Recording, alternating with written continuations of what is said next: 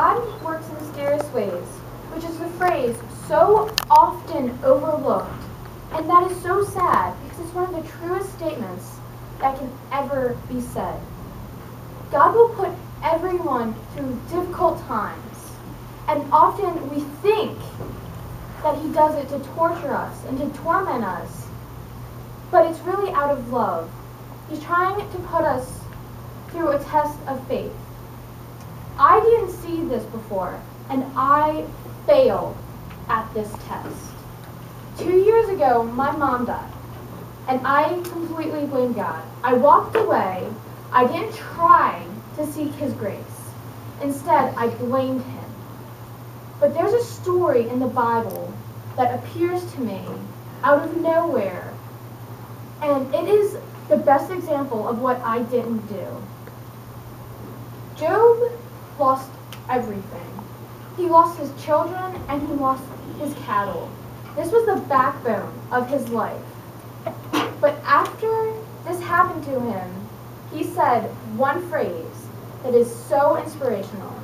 Chapter 1, verse 21 in the book of Job says, "Naked I come from my mother's womb, and naked I will depart.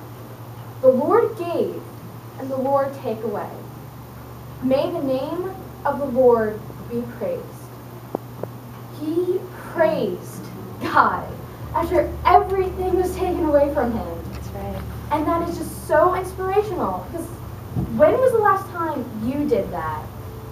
Have you just praised God after something horrible happened to you? I didn't do this, and I became miserable. But with that single phrase, Job proved his relentlessness after God. In chapter 2, verses 9 and 10, his wife said to him, "Are you still holding on to your integrity? Curse God and die." He replied, "You are talking like a foolish woman. Should we accept good from God and not evil?" Again, Job still understands God's power. And if someone came up to you, would you act like Job and tell them you're wrong? If they came up to you and said, "God is doing this to hurt you and he doesn't love you," would you do what Job did? Would you say you're wrong and then just walk away? I suggest next time someone does come up to you and say something similar to that, remember Job.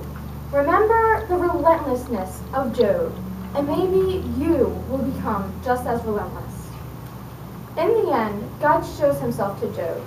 In chapter 41, verse 5, Job says, "My ears have heard of you, but now my eyes have seen you." That's right. There's a huge, immense difference in hearing about God and then seeing him. We hear about God when we go to church. We hear about God when we're at youth group or when we're with our friends. Even on the news, we can't escape God because all the controversies in the world. So how can we see God instead of just hearing about him? If we become relentless like Job did, Job kept praying. Job kept asking questions about God. And in the end, he saw him.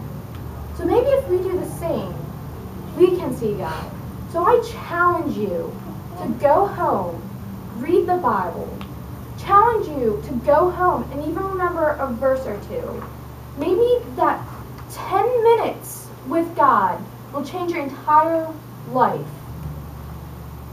And I bet it will be the highlight of every single day.